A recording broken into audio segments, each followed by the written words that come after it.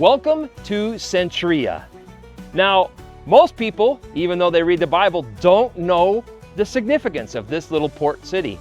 But you can find it in Acts chapter 18, verse 18.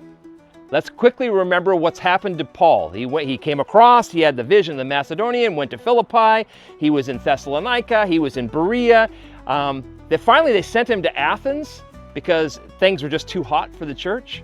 And while in Athens, he was provoked. He gave a sermon, if you will, an outreach to the university leaders, the highly educated people of Athens, which kind of fell flat. You can read about it in Acts chapter 17. A couple of people get saved. And then he takes off, it says, to Corinth. Now, Corinth was an important town. It was on the edge of this gulf, and there is another gulf just on the other side of this. They call it the Isthmus of Corinth. Not very far.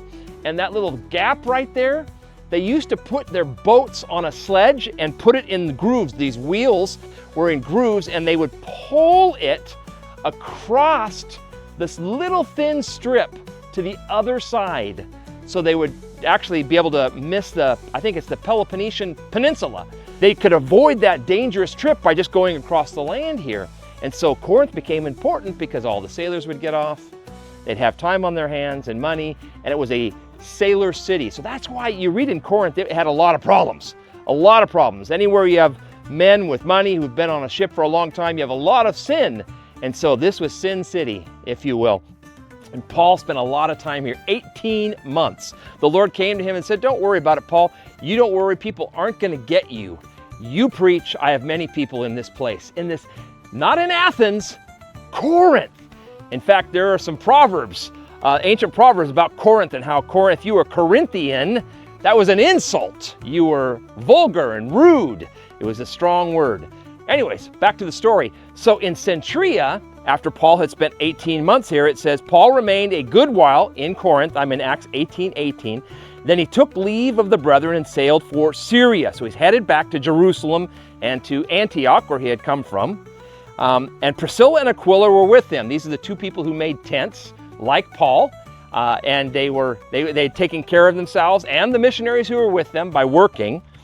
He had his hair cut off at Cenchrea, for he had taken a vow. This is probably a Nazirite vow. So it would be a time he would abstain from wine and grapes, and he would be purified before the Lord, and he would cut his hair to begin the vow. He would grow his hair while he kept the vow, and then when he ended his vow, he'd shave his head and he'd give all that hair, all that time of his life to the Lord. That happened here in Cenchrea. This is the port, literally, where Paul gets on the ship and heads back after his trip through this area in Greece, which is pretty amazing. Now I'm going to show you what they've done now. Now they've cut a canal.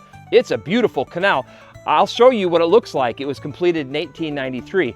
But for now, this place is where Paul finished this portion of his missionary journey and headed home at the port of Cenchrea.